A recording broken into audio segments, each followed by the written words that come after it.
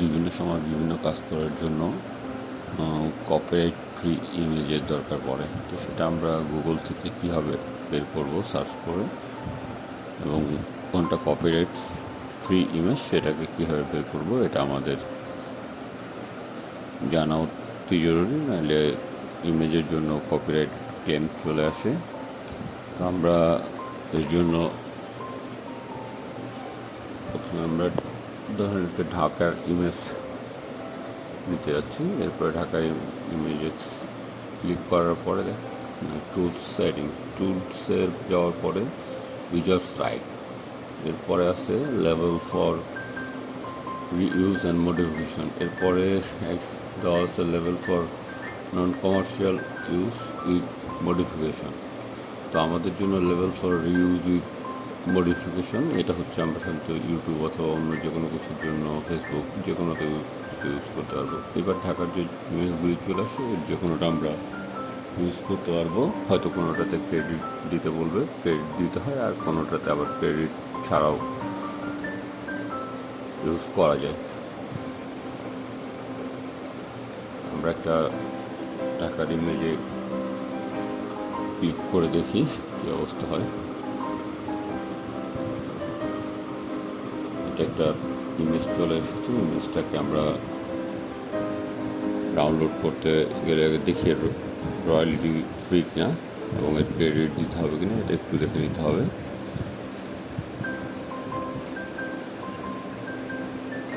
এটা পিক্সেল বের একটা ইমেজ।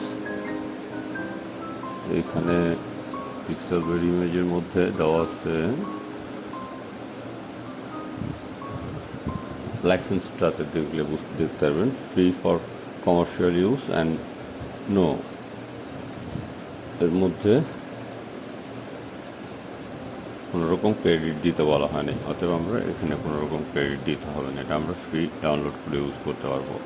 এবং আমাদের ডাউনলোড করার জন্য ডাউনলোডে ক্লিক করলে এটা আমরা যত পিক্সেলে ডাউনলোড করতে যাব সেটা শো করবে।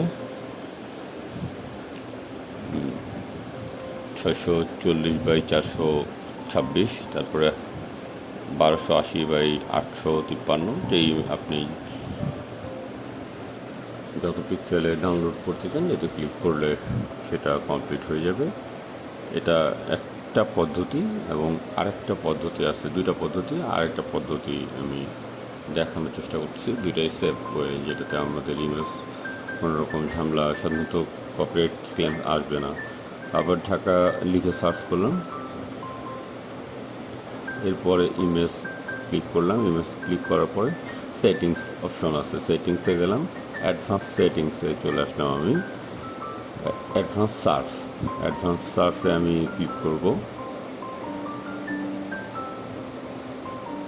তো এরপরে সে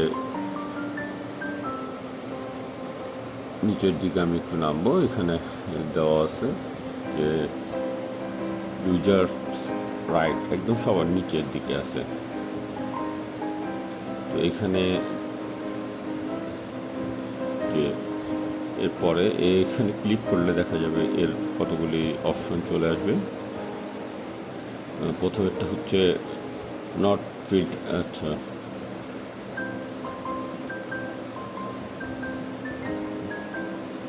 not filtered by license, free to use and or share, are free to use or share, even commercial, and free to use, share, modified, and last দেওয়া আছে free to use, share and modified, even commercially।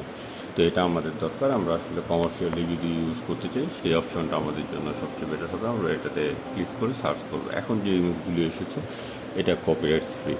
তো এটাও click করার পরে দেখেন pixel বের একটা image চলে আসছে, যেগুলি স্প্যানিশ ইংলিশ করে নিলাম, তো লেখাটা পড়তে আমার সুবিধা হবে। এখানেও তারা কোনো রকম ক্রেডিট দিতে বলে নাই, ফ্রি কমার্শিয়াল ইউজ করা যাবে, কোনো রকম ক্রেডিট রিকোয়ার নেই। আর যদি ক্রেডিট দিতে বলে ক্রেডিট দিয়ে দিবেন, যে একটা সাধারণত ক্রেডিট দিয়ে দিলে, যেহেতু ছবিটি যে তুলেছেন তার ক্রেডিট প্রাপ্য থাকে, দিতে বললে অবশ্যই দিবেন। তো ইমেজটিকে আমি একটা ডাউনলোড করে দেখাতে যাচ্ছি। আসলে ইমেজটি ডাউনলোড করলে কী হয়, একটা ক্রসওয়ার্ড এসেছে, এটাকে ফিল আপ করলে তারপর হয়তো কমপ্লিট করা যাবে।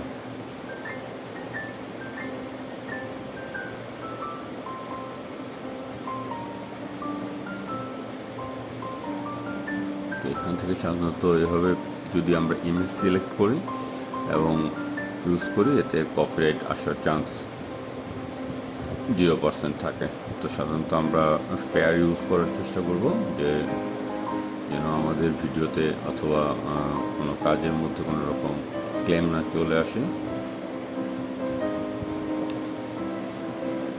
ইমেজটি ডাউনলোড হচ্ছে, একটু ওয়েট করেন। ডাউনলোড হয়ে গেলে এটি ওপেন হবে।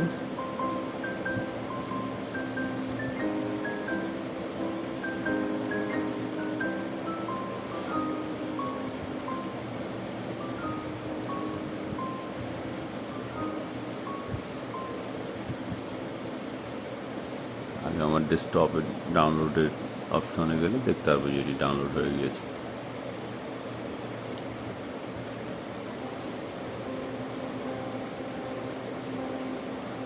এটা হচ্ছে সবচেয়ে সেফ ওয়ে। দুইটা ওয়ে ছিল, দুইটা ওয়ে আমি দেখালাম, এতে আমাদের আর কোনো রকম ক্লেম আসার চান্স থাকে না। ভিডিওটি ভালো লাগলে অবশ্যই লাইক করবেন, শেয়ার করবেন, আর যদি সাবস্ক্রাইব করেন উপকৃত হব।